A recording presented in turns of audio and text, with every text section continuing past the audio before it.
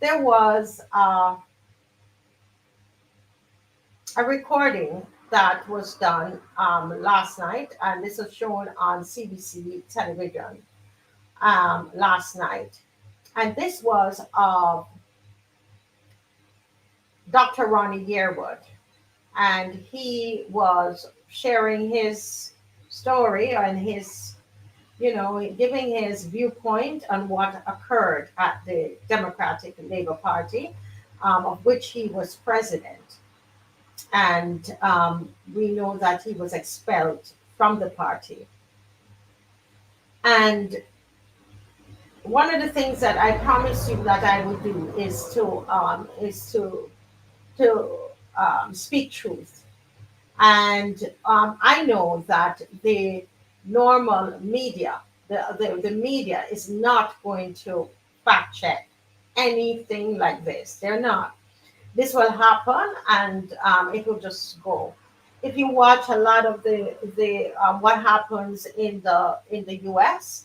When these kinds of things happen, there are people speaking about them, different stations speaking about them, etc. I wasn't asked. I was not asked, and I know, regardless of me saying this, you're not going to believe there are people who are going to go around and say all kinds of things.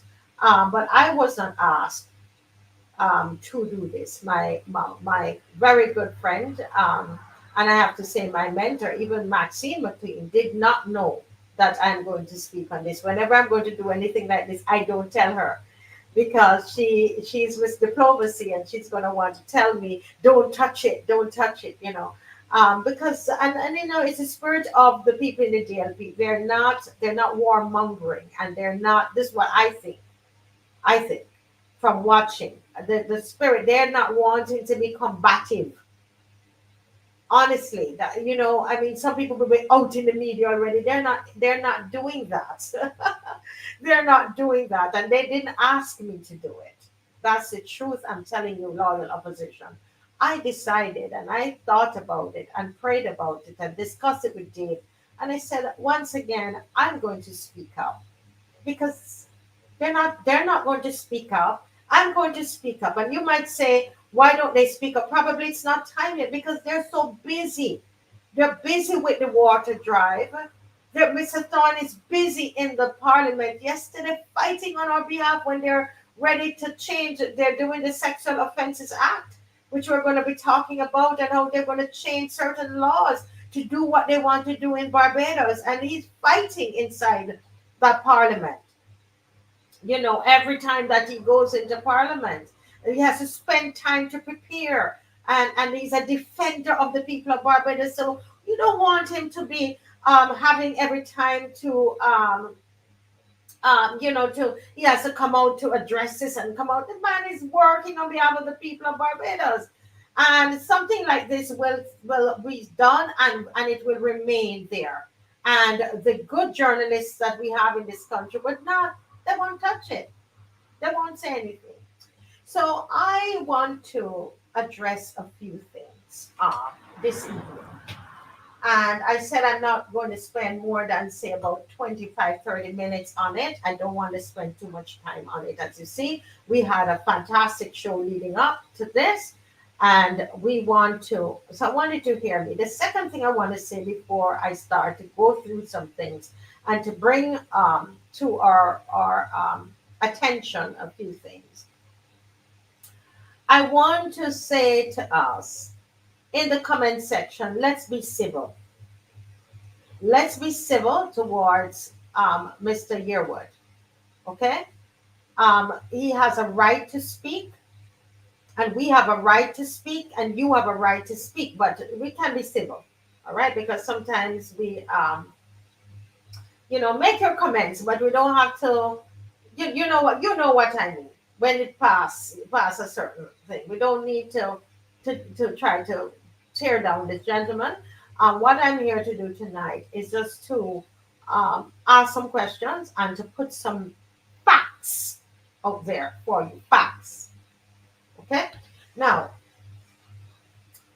one of the things that wasn't made very clear to me, and you might differ, is that what happened, Dr. Ronnie being expelled and all of this happening in the party, concerning him in particular, did not just or the dissent around him and the people not want to accept him and people not trusting him. That all of that, Mr. Yearwood knows. Mr. Yearwood, you know that that was happening way before Mr. Thorne came into the party. So let us establish that. That wasn't established very well in the interview, and I want to establish that there was great distrust for you, sir.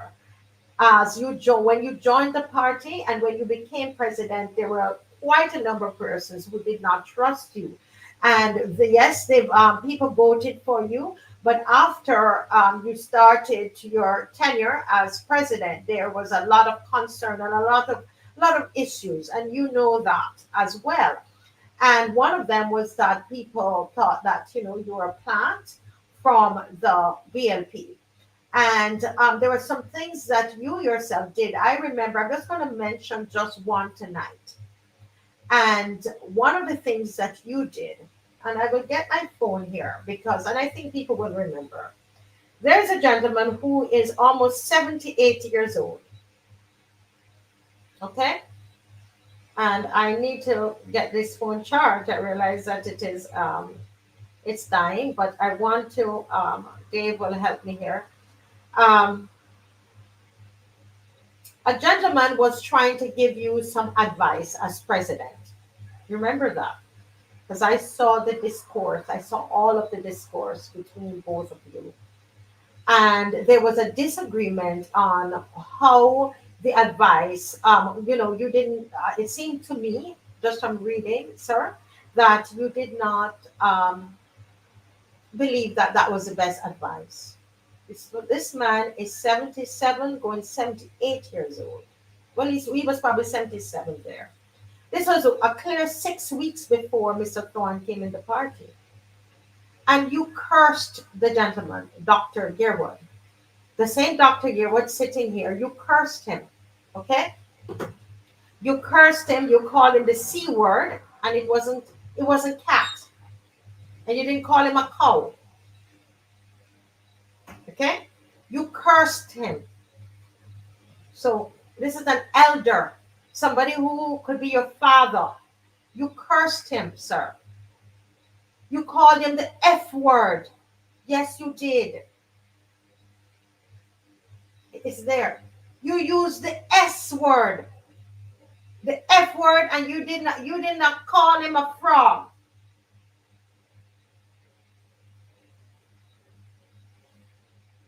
The S word.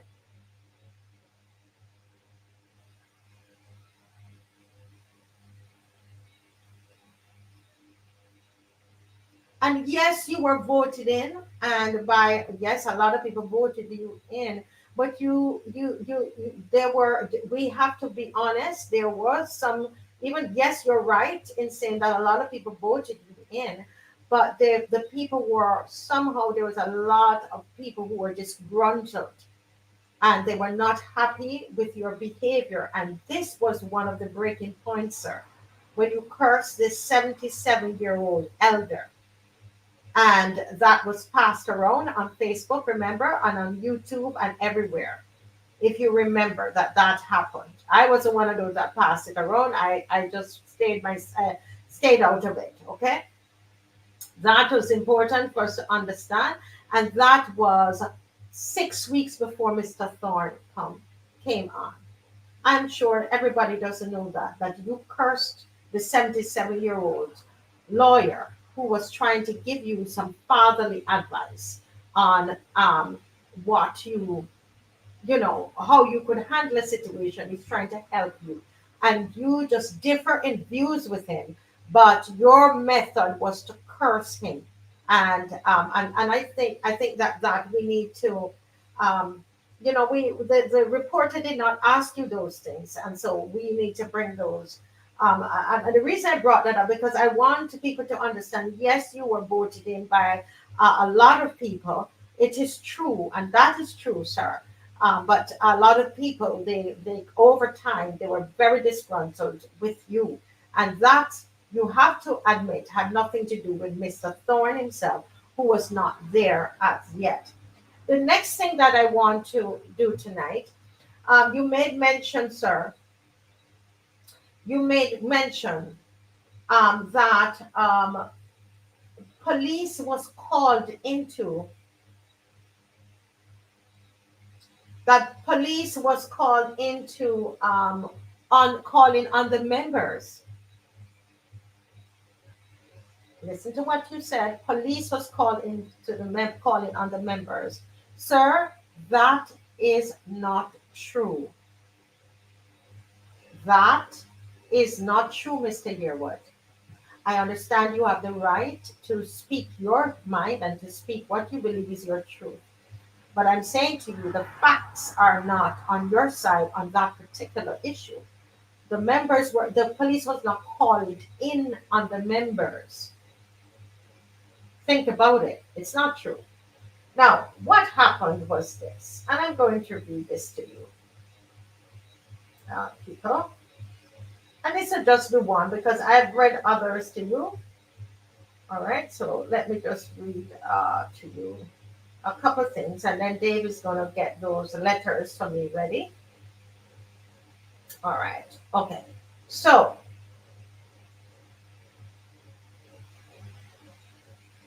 this is one of the this is one of the threats that came in from Steve Blackett, and I can say it as truth because it is so. What I'm going to read, Steve Blackett, came from you.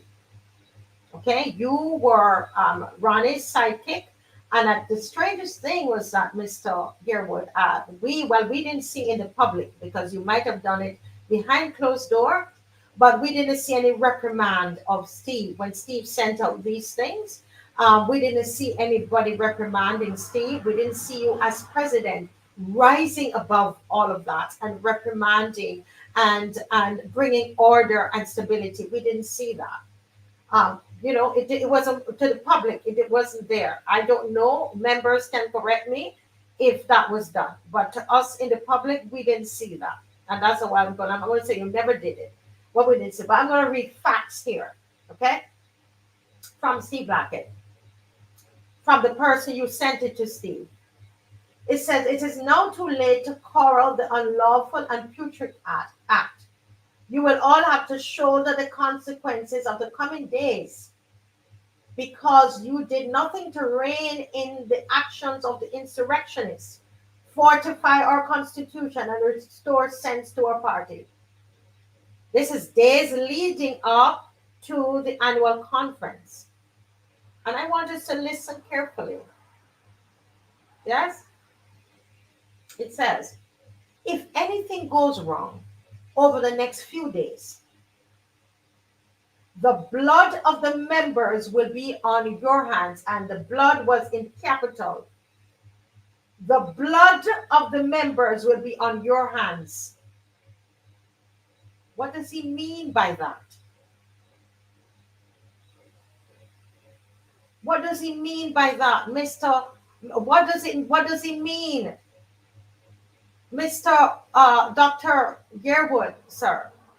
What does this mean? And I want every good thinking Barbadian that has an organization. Is there anybody who manages a group of people, or you run an organization? Like me, I have a dance school, an art school that you govern people. You have a place where people come to. Could be a church. You might be a pastor or a youth leader or anything like that. Okay. Now, if you received something like this, let's talk. And I want us to be good, meaning people and to think about it. You're producing an event, say, you run a church, you have a youth group meeting, we're putting on a march, say we're putting on a march, or anything, and somebody sends something like this. If anything goes wrong over the next few days, the blood of the members will be on your hands. Enough is enough. Iron sharpens iron, and action to return to a party to stability and lawful leadership will occur. Mark my words. We have had enough. So someone is talking about blood of the bloodshed, right? Blood of the members. The members. I want to ask any well-meaning person. You have a business and you have employees, and a disgruntled employee writes something like this and send to you. What do you do about this? Forget about the situation. Ask yourself. You're a leader of a church. You're a leader of an organization, and something like this comes to you from someone, and it's not the first. In fact, I didn't bother to read the rest of them, but I read some others on the show before. Something like this comes to you. What do you do about it?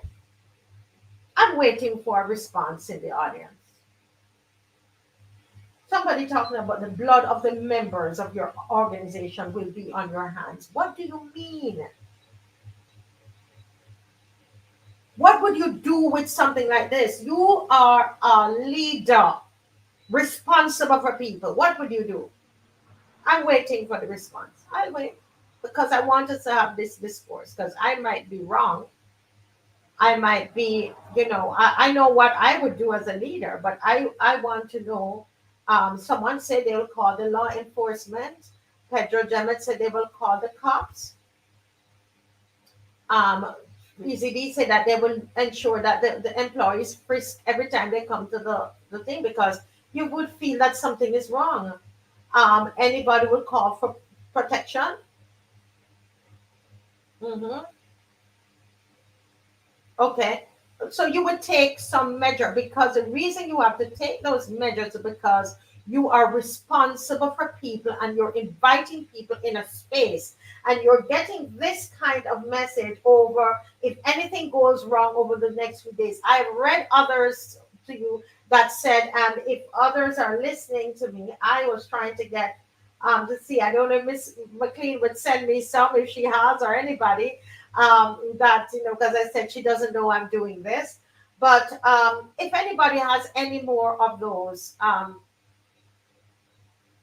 yes, yes, that becomes a need for security, and that's how the police were brought on the um, premises because of what Steve was doing because of the threats.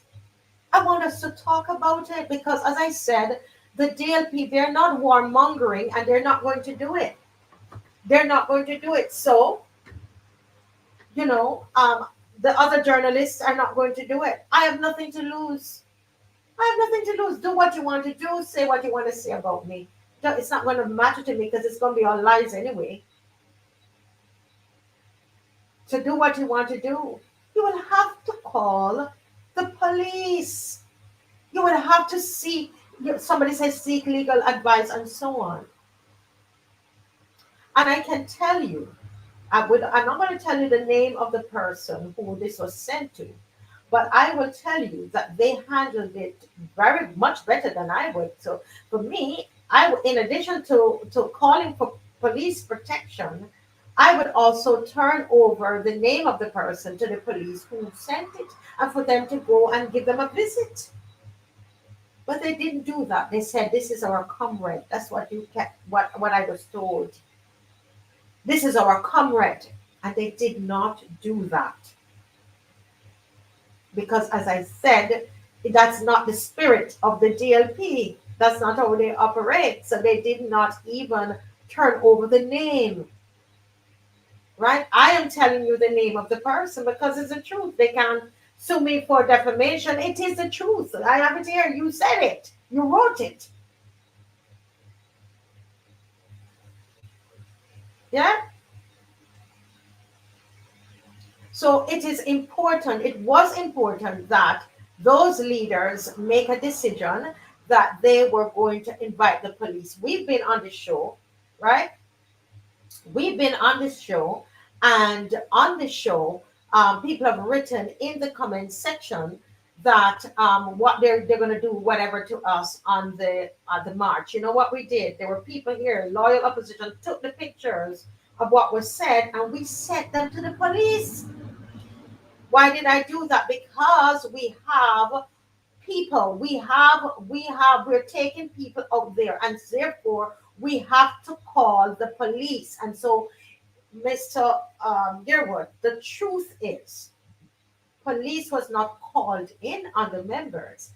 Police was called to protect the members. So that's a correction that we have to make right there. And I think that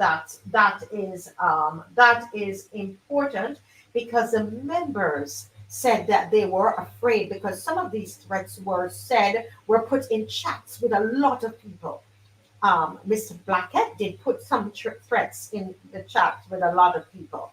And I think that it's important, that this kind of thing is done. So we've gotten that one out the way.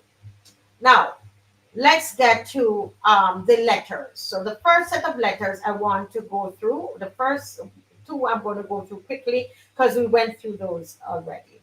One of the things that I didn't hear addressed was the fact that Mr. Yearwood, Dr. Yearwood, if you're listening, I want to remind you that you got two letters.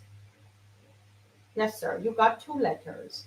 And these were letters inviting you to a hearing. And Dave, could you put up one of those letters for me? I don't know if you're able to do that. This is a letter to the hearing. Is this the one? This was delivered by hand, email, and by registered mail.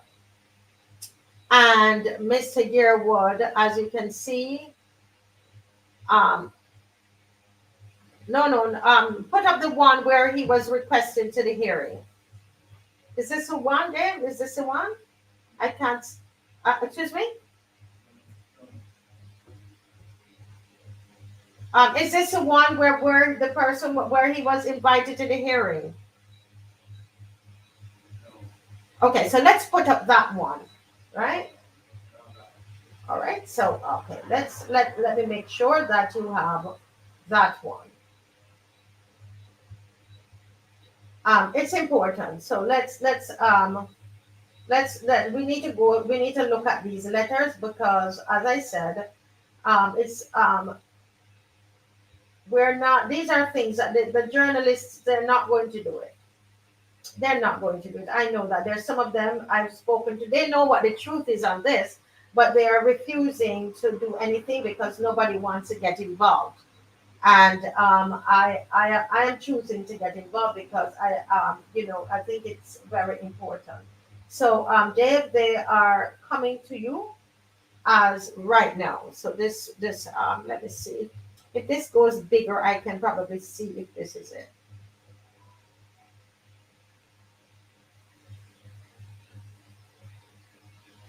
So what it is that while it comes up on the screen, let me just go over them while it's coming up on the screen, so that I'm gonna read some stuff from my phone.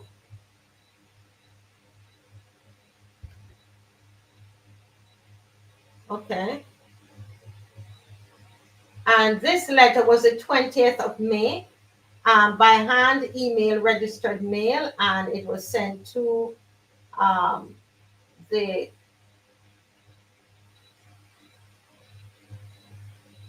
okay, right, that he was invited to a disciplinary hearing, and that's what the letter is saying here. Now, what happened is that Mr. Ronnie Yearwood, Dr. Ronnie Yearwood, did not even respond to this letter. So remember, we're talking about being, that it's so important that, he gets a fair hearing. And sir, we have the letter here that you were invited to a hearing on May 27th. And the letter was signed by the general secretary, the acting general secretary, and CC to the elected officers of the DLP. And sir, you did not respond to that letter. Do you remember that? You didn't respond. So you had an opportunity based on the Constitution for a fair hearing because there was a member who had concerns and they I wouldn't even have the time to go through all the concerns, but they invited you, the disciplinary committee, to a hearing that you did not attend. And I'm sorry, there were two letters. There wasn't just one letter, right? But there were two letters. You got two letters, and you refused to respond to any of those two letters. Remember that. So you would have forfeited then your the chance for you to have a hearing. So that's important, and that did not come out in the interview. So I want to kind of make that clear tonight that that did not come out in the interview, but that's a fact because the documents are here. That's a fact. So we're talking tonight not about feelings, we're talking about facts. You did not attend the hearing, and so you would have to tell Barbados why you didn't. But the opportunity based on the Constitution was provided for you to have a fair hearing, but you didn't. That puzzles me, really, because you're the president. Why would you follow what the Constitution says? I don't understand, right? Right? Um, I think it's important that you that we say that you're the president. You have a hearing and you refuse to go to two hearings. People sit there waiting on you, and no response. Um, what does that say? You haven't come. You haven't come. You haven't come to defend yourself or to present your side. You just didn't come. So you basically were telling them that go ahead and do what you want to do. Hmm? Yeah. So think about that. Think about that. Think about that. Why didn't you go? Did you make up your mind already that you're just going to, whatever happens, happens? I am not going. I don't know. I don't even want to figure why. The point is that you didn't go. Now, in your discourse, you also said in that interview, you said that um, you did not receive a letter of expulsion. Is that correct? You said you did not receive a letter of expulsion. I have the letter of expulsion here. And I don't know if Dave can show that one. Is that the one on the screen? No? Thank you, Dave. So let me go to that letter of expulsion that was written to you, sir, on August 16th. And the meeting was held on August 15th, right? And so by the next day, you got a letter of expulsion was sent to you, sir. Now, and it says that it was immediate effect because, and the reason that that happened, let's speak the truth. The reason that happened, sir, is because you did not turn up to the disciplinary hearing. Now, anybody who runs an organization, let's be real now. You have rules and regulations in your organization. There's a constitution, and you're asked this is when something happens. If somebody says, they have a grievance against you, there is a procedure, and you refuse to follow the procedure twice. And they sat there and waited on you, sir, and you didn't turn up. What else should they do? Yeah? What else should they do? Yeah? They decided that you will be expelled from the party. And that was so you got a letter. So do not say you didn't get a letter. Okay, that was my understanding that you're saying you didn't get a letter. You said you heard on social media. Now, what I want to say, what I realized, and I don't know, but I'm going to ask you to check with that person who works with you very closely with you, who normally puts the stuff out on social media. As something happens in the party, they do that so to widen and create more problems in the party. You probably should need to check with those people to see if they put it out. The people that have been working, some of them working with you, did they put it out on social media the night before you got this, the next day? Because they would have met the 15th. When would you need to get the letter? You can only get the letter by the 16th. They didn't wait a week later. They sent you the letter on the 16th, the following day, sir, after they have met. I don't know at what time the meeting occurred, but I think that we need to be reasonable.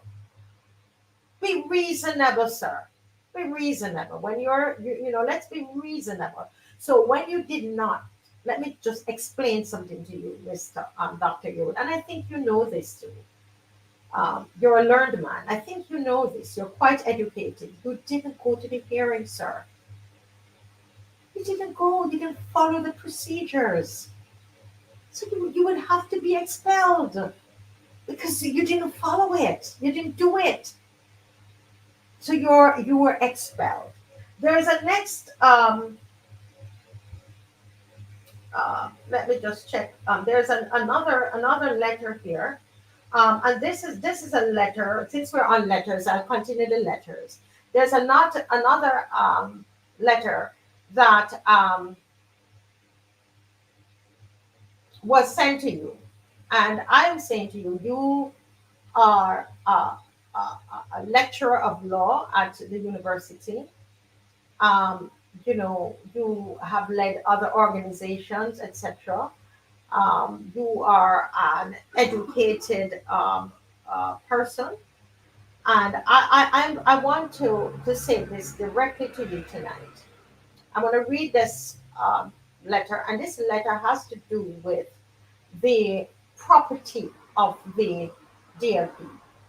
Everybody, pause and take a moment. If an official or an employee, regardless of the rank, if they are expelled from your organization, isn't it normal, or would it be normal? For me, it would be normal that they return all the items. Do you think that's fair? I will wait for you to comment. Do you think that that is fair? And again, I wanted to say to you, we don't want to put, name calling of Mr. Dr. Ronnie Yearwood, because I'm not doing that for doing it for that purpose. Okay, Mr. Yearwood, you're a goodly gentleman. You're well. You're brought up well. You're brought up well. Well educated. You seem to, I believe you seem like you're going to continue in public life. I'm reading this. This is a letter that is very important in terms of integrity. Very important. And this has to do with the equipment, with the furniture, with the assets of the party. Mr. Yearwood, this letter is saying, dear, it was written to you from the 1st of June, 2024. Okay?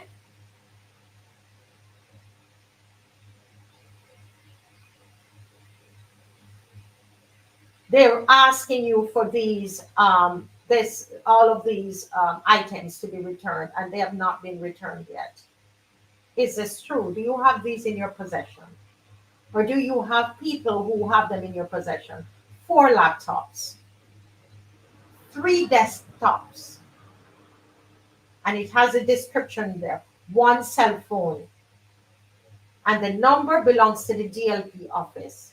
Sir, do you know anything about these items? Do you know anything about these items? I want everybody who runs an organization or a business and so on to think about the process when somebody leaves an organization, what needs to be brought back in. Okay? Look, these things have been missing. 1 DVR. I don't know if you have them or you know where they are. I am just asking, as somebody, a respectable person that you are, that you please, I personally think if you were going to lead me. If you're planning to be, any kind of public service, um, I would ask you kindly to take this seriously, because we can't take you seriously if you don't take this seriously. Okay? One DVR, a two high powered cameras, right? Two, I can't make this out, shredders, I think. Two seals, okay? Correspondence for membership forms, completed membership forms. You have those. Blank membership forms, minutes of the executive council, minutes of the annual general council, minutes of the annual council, resolutions of the annual conference, constitution amendments arising from annual conference resolutions, bank statements, miscellaneous files. Is there anything else that's there? All the passwords to the digital accounts of social media, etc. Now, you can't tell us you don't have that one. Because remember that you used that to upload after you were expelled from the organization. You use the organization's assets, you use the passwords, and to the digital accounts, and you uploaded what you wanted to say. Remember, you did that? So we know for sure that you have that. We're talking here, sir. I don't. Yes, anybody can be expelled from a political party. It can happen. But what we're saying now, at this stage, let's talk about integrity. Let's talk about your political future. Let's talk about your future as a social leader in this country. Do you have things in your possession, or people around you have things in your possession that does not belong to you nor them? Where are the passwords? In somebody of integrity would turn over the passwords. I'm going to speak hard on this because that one I know for sure that you have. Because why I know you have it? Because you used it. You see, you used it. So you have that one. So let me come on screen and talk to you seriously about that. That is a problem of integrity there. And I'm asking you, sir, if you plan to do any kind of you plan to be in public life? You are a lecturer, you lecture young people, etc. I'm asking you to turn over the password, sir, kindly. Turn it over to who it belongs to. You're no longer with the GLP. That is fair, right? That is what is fair.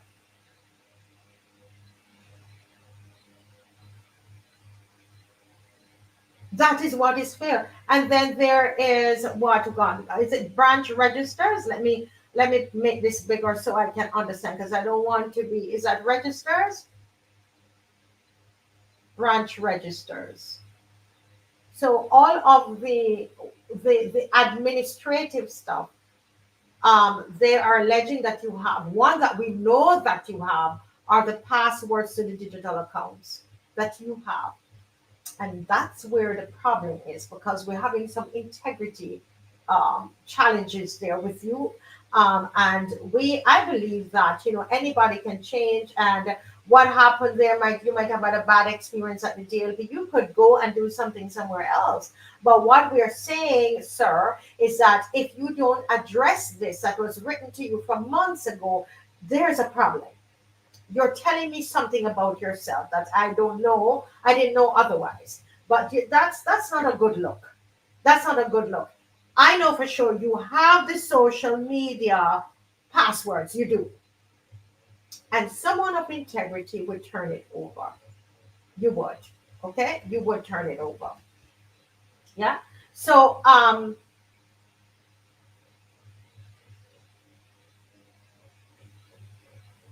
let me just check to see what else. There's so many more things, but I'm not going here on feelings, and I'm not going here on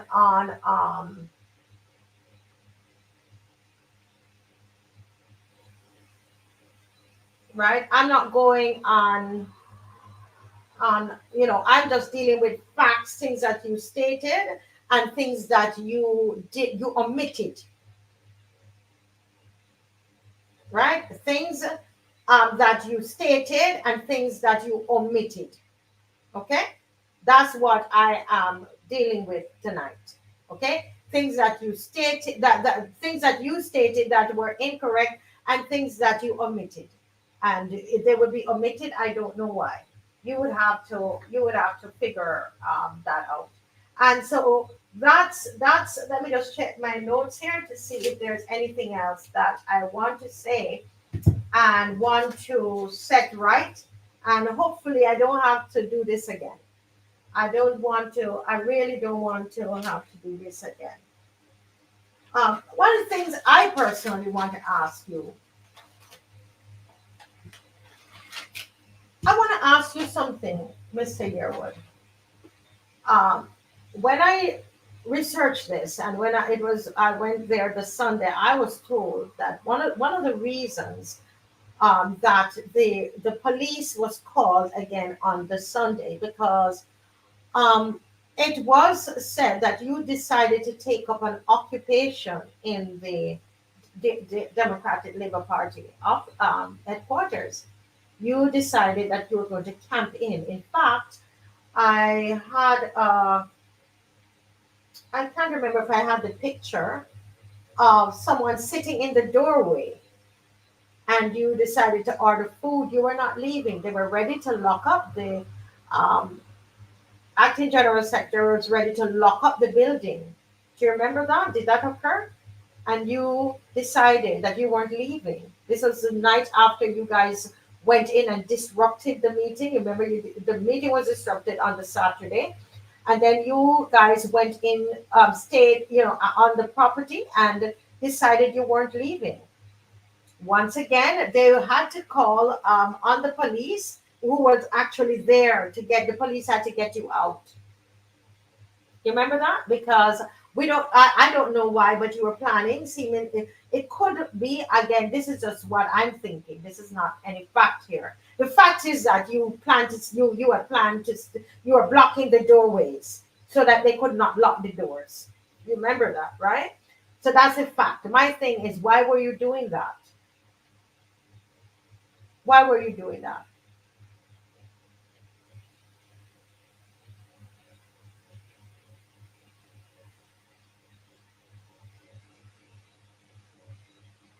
Yeah? You have to ask yourself why you did that and tell the people why were you doing that? What was the plan for Sunday? Because that to me looked more, anyway, I won't put my thoughts on it, but it's a question for you to ask. Why were you ordering pizza and so on at the hour of the night, and food was coming in for you, and the people that were planning were blocking the doorways from them locking up the place. They could not lock up the place, and hence they had to go and get security. You see, there's a story to everything. Huh? They then had to get security to secure the place at night. Do you see that? They had to get security to secure the place at night. And I told you my story already. I got up there very early this Sunday morning to do some reporting, and they wouldn't even let me in. They had to wait to verify before they could let me in. And the only names that were on the list were the people, not even everybody, but those people who were doing the clap, clap, clap. You remember the clap, clap, clap group? That was disrupting the meeting. Now, I want there is something that I want. I sent Dave. I sent her a video there that said clap, clap, clap. And again, I want to appeal to, well,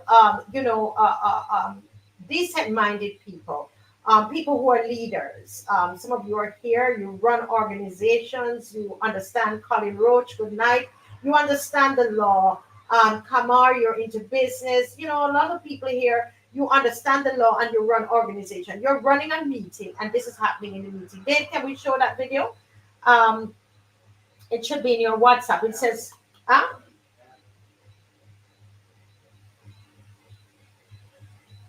okay, so we're going to make sure that we have that video. It says clap, clap, clap. It's right there, right? So where it's coming up, and I want you to think about what I'm saying. Okay, I think it's important that we go through this as a people, and let's talk what is what is so. All right. Yes, that one. Thank you so much. Dave.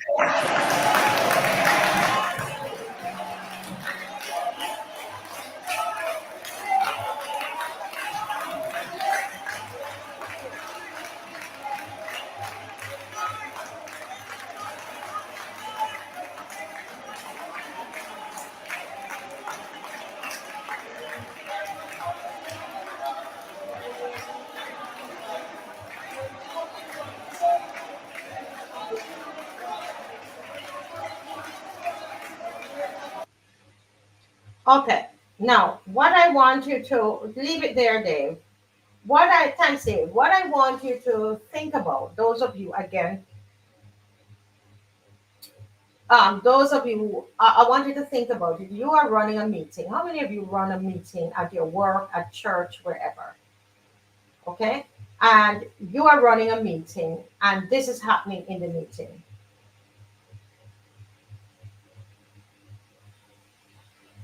What is your response? You're in charge of a meeting, and this is happening in the meeting.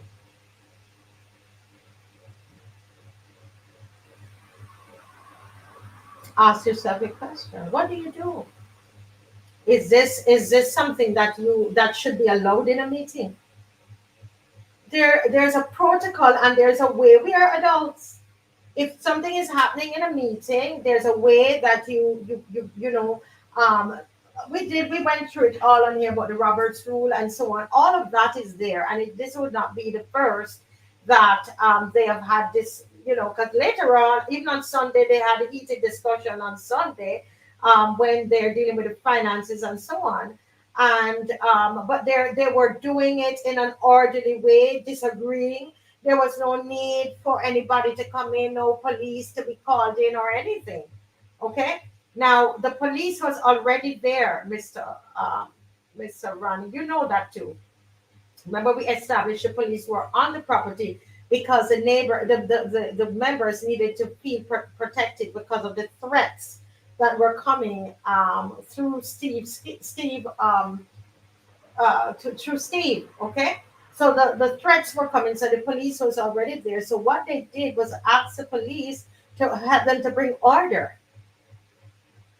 That's it. No police was called in on the members. All right, right. No police was called in on the members. Important. So we've got to, well, we've got to tell, we have to say what it is. Um, right? That is what we have to do, right? That's what we have to do. And I just want to say um, that as we even in this, as you hear it, that's why I tell you to pause and to think about it. Because and this is facts. So I didn't make up this. This is facts that you see on there. That what was happening. That is what they did in the meeting, and they said it was a peaceful protest. But you don't protest in a meeting. You understand? There's a way that they've always dealt with the issues that they had. That's not how you behave, and that's the truth. It's not how you behave, right?